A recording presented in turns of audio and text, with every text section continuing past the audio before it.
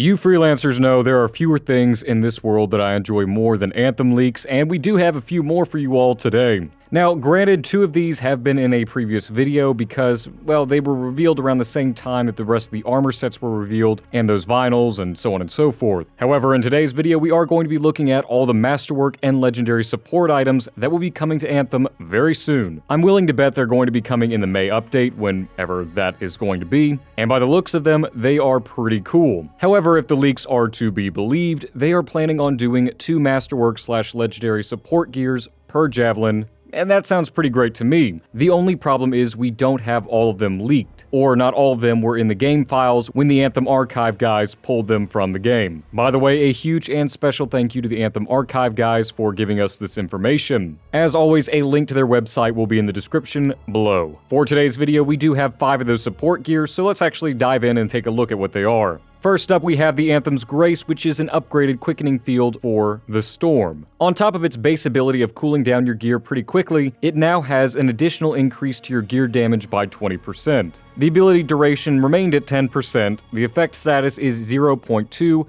the recharge rate is a bit higher at 72 seconds, of course there is 1 clip, and the masterwork value is 0.2. Again, you can check out all of these stats for yourself on the official Anthem Archive page. Next up, we have Berserkers Cry, which is an upgraded battle cry for the Colossus. This special masterwork/legendary perk additionally increases melee damage by 2% and reduces melee cooldowns. The ability duration is for 10 seconds, the effect is 0.33, the recharge rate is pretty decent at 30 seconds, the blast radius is pretty great at 40, obviously there's only 1 clip of this, the child blast radius is at 80, and the masterwork value is 2. Like I said in a previous video, this is one of the better support gears. If it reduces melee cooldowns like I think it will, that means the Colossus will be able to keep on hammering its melee non-stop and in chains, which sounds pretty good to me. But of course, other javelins will be affected in its radius. Javelins such as the Ranger and Interceptor will probably greatly benefit from this, as I can foresee the Interceptor doing more strikes per second and the Ranger just being able to mace.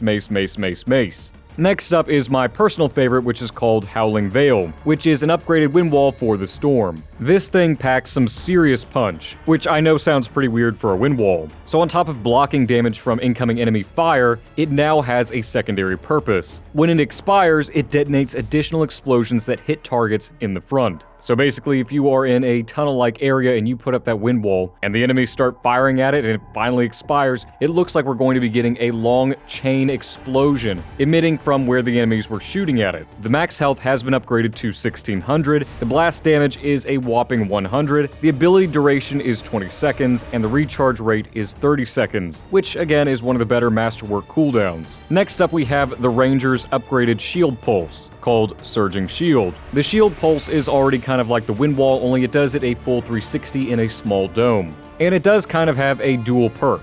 While I'm not 100% about the first one, being additionally regenerates shields through damage, the second one needs no interpretation as it increases regeneration rate by 50%. So say your shields and health are down and you pop this thing, it looks like your shields are going to recover much faster than they would have if you weren't inside of this quickening field. So say that your shield is down and you pop this thing, it'll recharge at a 50% increased rate. As far as regenerate shields through damage, I'm assuming that means as the bubble gets damaged, you keep on getting your shields back. Or it'll recharge your shields at a quicker rate, not 100% sure, and I'm really looking forward to seeing what this thing is going to do. However, none of that's really going to matter unless it has more health, which I think is the game plan even though the stat sheet doesn't say anything about it. The ability duration is for 10 seconds, the effect is 0.33, recharge rate is, it's 45 seconds, it has 1 clip, and the masterwork value is 0.5.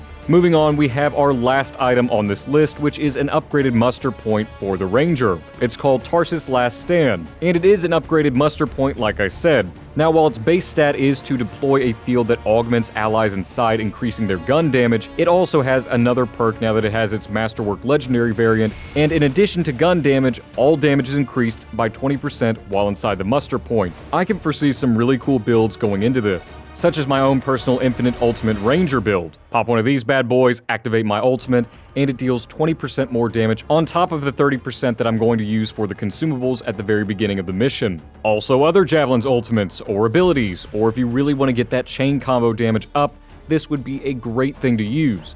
especially with either the new wind wall or the new bulwark point. The ability duration is kind of low at 10%, but I guess that's kind of to make sure that you're not overusing it or it's not too overpowered. And I get it, 10 seconds is enough. The effect is 0.2, the secondary duration is 5, the recharge rate is 60 seconds, so be sure to use this when it is absolutely necessary. Use it very sparingly, but use it at the opportune moments.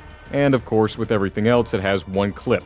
Now obviously we are missing one of the Colossus' abilities and one of the Interceptors, or rather 2 of the Interceptors. And I don't think those will be data mined before the big update. If they aren't currently in the game files from last month's update, then they probably won't be in the game's files until the big update at some point this month. I don't know when it's going to be. Maybe it'll be in the middle. Who knows? Either way, the new support gears are looking pretty damn great, and I can foresee some really cool builds going into these. But what do you all think of them? Do you have a personal favorite already? Do you think that these are long overdue? Be sure to let me know what you think in the comment section below, as I really do read through all of your comments, and I will respond if I'm able and if there's conversational potential. Also, if you want to stay up to date on all things about your game Anthem, even things that happen before they release, be sure to leave a like and subscribe to the channel and hit the notification bell so you never miss out on one of these videos. A special and monumental thank you, as always, to my patrons for their generous donations and support of your Anthem. The channel members and patrons' support goes a long way to helping me maintain and oftentimes increase the quality of the content we produce on your Anthem and bring some really cool community events to you all in the future.